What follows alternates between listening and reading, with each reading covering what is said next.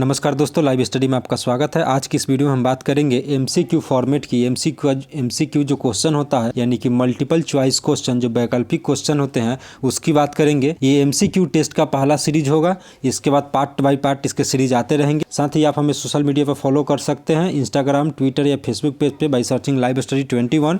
साथ ही फेसबुक से जुड़ने के लिए सर्च कीजिए लाइव स्टडी। अगर आप इस चैनल पर नए हैं तो प्लीज चैनल को सब्सक्राइब कीजिए, वीडियो को लाइक कीजिए और अपने दोस्तों के साथ अपने टेलीग्राम ग्रुप में पूरे वीडियो को फैला दीजिए। तो चलिए वीडियो को शुरू करते हैं। और आपका पहला क्वेश्चन है, मिलान कीजिए और सही विकल्प का चयन कीजिए। यानी कि आपको मैच करना है। ये कुछ संगठन और उसके संस्थापक दिए गए हैं, इसमें से आपको मैच करना है। जिन भी स्टूडेंट को लगता है कि वो आंसर दे सकते हैं वो कमेंट सेक्शन में जाइए और वहाँ पे क्वेश्चन नंबर और अपने आंसर को टाइप कीजिए। इससे आपको पता चल जाएगा कि आपका आंसर सही है या नहीं। तो चलिए हम देखते हैं कि इसका सही जवाब क्या होगा। इसका सही जवाब 2 नंबर होगा, यानी कि 1 का 2 होगा। यानी धर्म सभा का संस्थापक राधाकांत देव थे। साथ ही अगर हम आर्य समाज की बात करें तो आर्य समाज के संस्थापक दयानंद सरस्वती थे और आत्मीय सभा को राजा राम मोहन राय ने उसको गठित किया था, स्थापित किया था। और गद्दर पार्टी की स्थापना लाला हरदयाल ने किया था। तो जिनका भी आंसर सही है उनके लिए अच्छी बात है, और जिनका सही नहीं हुआ है तो थोड़ा सा फोकस करेंगे। और इसके साथ ही हम इसके की पॉइंट्स को देखते हैं। इससे महत्वपूर्ण जो भी बातें हैं हम उसकी बात करेंगे। फर्स्ट ऑफ ऑल हम देखते हैं आत्मीय सभा।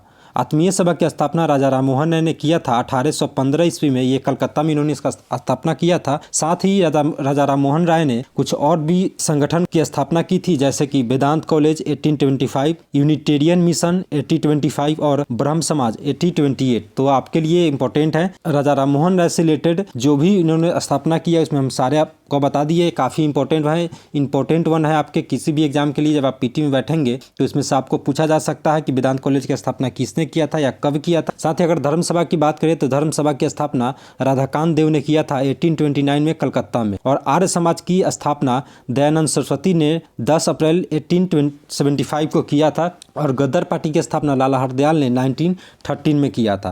तो चलिए हम नेक्स्ट क्वेश्चन की तरफ बढ़ते हैं। आपका जो दूसरा क्वेश्चन है वो है, जालियांवाला बाग हत्याकांड की जांच के लिए निम्नलिखित में से किस आयोग का गठन किया गया। जालियांवाला बाग जो हत्याकांड हुआ उसकी जांच करने के लिए किस आयोग का गठन किया गया था, इसमें से आपको बताना है। आपके ऑप्शन है Simon committee, second Hunter committee, और तीसरा हिल्टन यंग कमेटी, और चौथा बटलर कमेटी। जिन्हें भी आंसर पता है कमेंट सेक्शन में जाइए और क्वेश्चन नंबर और अपने आंसर को टाइप कीजिए। इसका जो राइट आंसर है वो है हंटर कमेटी। जालियांवाला बाग हत्याकांड की जांच के लिए हंटर कमेटी का गठन किया गया था। अब इससे हम जुड़े कुछ की पॉइंट देख। सबसे पहले हम देखते हैं कि जालियांवाला बाग हुआ कब था। तो ये जलियांवाला बाग जो नरसंहार हुआ था ये बैसाखी के दिन 13 अप्रैल 1919 को हुआ था। और ये जो घटना घटा था वो अमृतसर में घटा था। तो कई सारे एग्जाम में ऐसे ही पूछे जाते हैं कि जलियांवाला बाग नरसंहार किस जगह पे हुआ था। तो आपको ये पता होना चाहिए कि ये अमृतसर जो स्थल है वहाँ पे ये घटना हुआ था। और ये घटना 13 अप्रैल 1919 को हुआ था बैसाखी के दिन। इस हत्याकांड को जिसने अंजाम दिया था उस अफसर का नाम था जनरल डायर। ये ब्रिटिश अधिकारी था और इसी के ऑर्डर पे वहाँ पे गोलियां चली थी जिसमें बहुत सारे निर्दोष लोग मारे गए थे। और अमृतसर में ये जो हत्याकांड हुआ, जो नरसंहार हुआ, उसके लिए हंटर कमेटी का गठन किया गया। और उस समय जो भारत के तत्कालीन सेक्रेटरी थे एडविन मोंटेगू, इनके ही आदेश पे इस कमेटी का गठन किया गया था, हंटर कमेटी का, कि ये जालियांवाला बाग में जो नरसंहार हुआ है उसकी जांच करे। और इसके अलावा गांधी जी ने भी इसकी मांग की थी कि इस हत्याकांड की जांच की जाए। इस हत्याकांड की जांच के लिए जो हंटर कमेटी गठित किया गया था उसने अपने रिपोर्ट में ये मेंशन किया कि इस हत्याकांड के लिए जनरल डायर जिम्मेदार है। देन हम नेक्स्ट क्वेश्चन की तरफ बढ़ते हैं। आपका जो तीसरा क्वेश्चन है वो है, 1908 में बाल गंगाधर तिलक को 6 साल की कैद हुई और उन्हें किस जेल में भेजा गया। तो आपके ऑप्शन है मद्रास, यरवदा, सिंगापुर और मांडले। जिन्हें भी आंसर पता है कमेंट सेक्शन में जाइए, क्वेश्चन नंबर और अपने आंसर को सबमिट कीजिए। इसका जो सही जवाब है वो है आपका मांडले जेल। मांडले जेल में बाल गंगाधर तिलक को 6 साल की कैद हुई थी। अब इससे जुड़े हम की पॉइंट को देखते हैं। सबसे पहले हम देखते हैं बाल गंगाधर तिलक के बारे में। बाल गंगाधर तिलक को हम लोकमान्य तिलक के नाम से भी जानते हैं। साथ ही इन्होंने केसरी, जो कि मराठी भाषा में 1881, और मराठा ये भी अंग्रेजी भाषा में था 1881 में, और सुधारक ये मराठी भाषा में था 1881 में। तो एग्जाम पॉइंट ऑफ व्यू से ये आपकी इंपॉर्टेंट हो गई। इन्होंने 3 पत्र का प्रकाशन किया जो काफ़ी इंपॉर्टेंट है। आपके कई सारे एग्जाम में पूछे जाते हैं कि केसरी के संपादक कौन है, तो आपका आंसर होने बाल गंगाधर तिलक। देखिए हम जितने भी की पॉइंट्स बता रहे हैं तो आप उसे या तो नोट कर सकते हैं या आप हमें टेलीग्राम चैनल से जुड़ करके वहां से आप इसका PDF ले सकते हैं, जिसका लिंक इसके डिस्क्रिप्शन में मिल जाएगा। तिलक को राजद्रोह के आरोप में 3 जुलाई 1908 को यानी 3 जुलाई 1908 को गिरफ्तार किया गया था राजद्रोह के आरोप में, और इन्हें बर्मा के मांडले जेल में रखा गया था। और ये जो सजा था वो 1908 से लेकर के 1914 तक के लिए था। गांधी जी को यरवदा पुणे जेल में रखा गया था। एक बात हमेशा ध्यान रखिएगा कि जो भी नेशनलिस्ट थे, राष्ट्रवादी थे, उन्हें मैक्सिमम बर्मा के मांडले जेल में ही रखा जाता था, जो भी गर्मपंथी थे। देन हम नेक्स्ट क्वेश्चन देखते हैं, भारत में जिस वाइसराय की हत्या हुई वो कौन था? भारत में एक वाइसराय की हत्या कर दी गई थी, उस वाइसराय का आपको नाम बताना है। तो आपके ऑप्शन है लॉर्ड हार्डिंग, सेकेंड ऑप्शन है लॉर्ड नॉर्थब्रुक, थर्ड ऑप्शन है Lord Mayo and fourth option है लॉर्ड मिंटो। जिन्हें भी पता है वो आंसर कमेंट बॉक्स में जाकर के बता सकते हैं।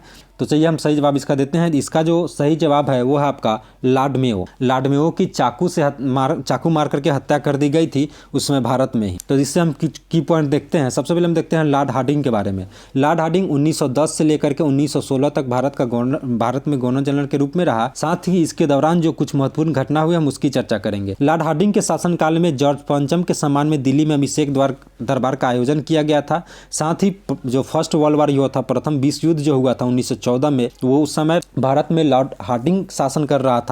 साथ ही मदन मोहन मालवीय द्वारा बनारस हिंदू विश्वविद्यालय, यानी कि आज हम जिसे BHU कहते हैं, बनारस हिंदू यूनिवर्सिटी की स्थापना की गई थी मदन मोहन मालवीय द्वारा। तो एग्जाम पॉइंट ऑफ व्यू से ये काफ़ी आपको इंपॉर्टेंट है, कई बार एग्जाम में पूछे जाते हैं, आगे भी पूछे जा सकते हैं कि बनारस हिंदू विश्वविद्यालय की स्थापना किसने की थी। तो आपका आंसर होना चाहिए मदन मोहन मालवीय। अब हम नेक्स्ट देखते हैं लॉर्ड नॉर्थब्रुक के बारे में। इसके दौरान जो घटना हुआ, इसके शासनकाल में कुका विद्रोह हुआ था और प्रिंस ऑफ वेल्स का भारत का भ्रमण हुआ था, और ये 1875 में हुआ था। 1875 में प्रिंस ऑफ वेल्स भारत घूमने आए हुए थे, भारत भ्रमण पर आए हुए थे।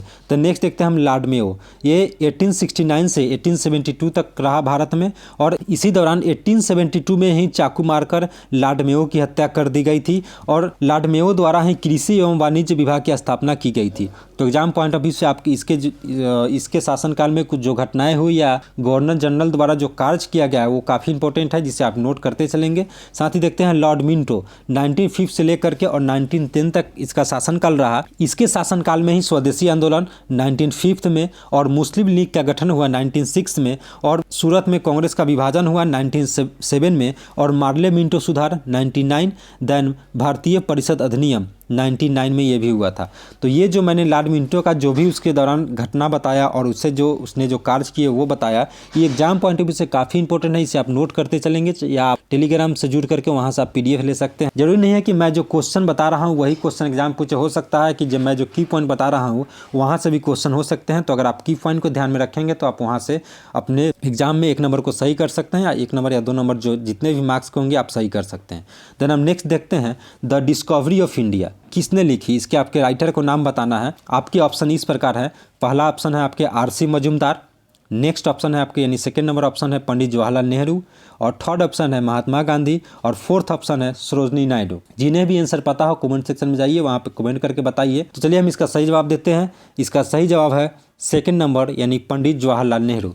देन हम इसके की पॉइंट देखते हैं। The discovery of India, the discovery of India पुस्तक नेहरू द्वारा लिखा गया था, और इन्होंने ये तब लिखा था जब ये 1942 और 1946 के लिए महाराष्ट्र के अहमदनगर ज़िले में ये कारावास की सज़ा काट रहे थे। उस दौरान इन्होंने 1942 से 1946 तक इनको कारावास की सज़ा सुनाई गई थी, और इसी दौरान इन्होंने ये पुस्तक लिखा था द डिस्कवरी ऑफ इंडिया। और द डिस्कवरी ऑफ इंडिया का प्रकाशन किया गया 1946 में। नेहरू द्वारा लिखी गई कुछ और पुस्तकें हैं जैसे कि विदर इंडिया, भारत एक खोज और Soviet Asia. Exam point of view से काफ़ी इंपॉर्टेंट है, आप इसे ध्यान में रखेंगे। साथ ही गांधी जी ने कुछ पुस्तकें लिखी, हम उसे देखते हैं।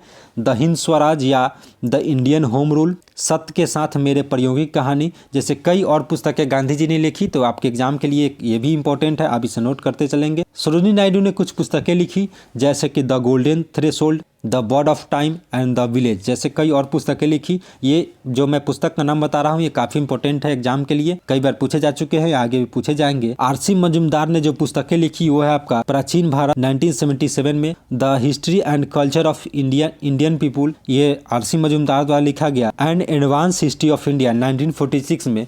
ये 2-3 पुस्तकें हैं जो RC मजूमदार द्वारा लिखी गई है। MCQ टेस्ट का जो सीरीज था हम यहीं पे खत्म करते हैं। साथ ही अगर आपको वीडियो अगर अच्छा लगा हो तो आगे भी शेयर कीजिए, फैला दीजिए पूरी वीडियो को। साथ ही अगर आपका कोई क्वेश्चन हो, आपका कोई टॉपिक से रिलेटेड कोई अगर क्यूरीज हो तो आप हमें कमेंट कमेंट करके बता सकते हैं। अगर वीडियो अच्छा लगा हो तो कमेंट करके ज़रूर बताइएगा। साथ ही वीडियो को लाइक कीजिएगा, चैनल को सब्सक्राइब कीजिएगा।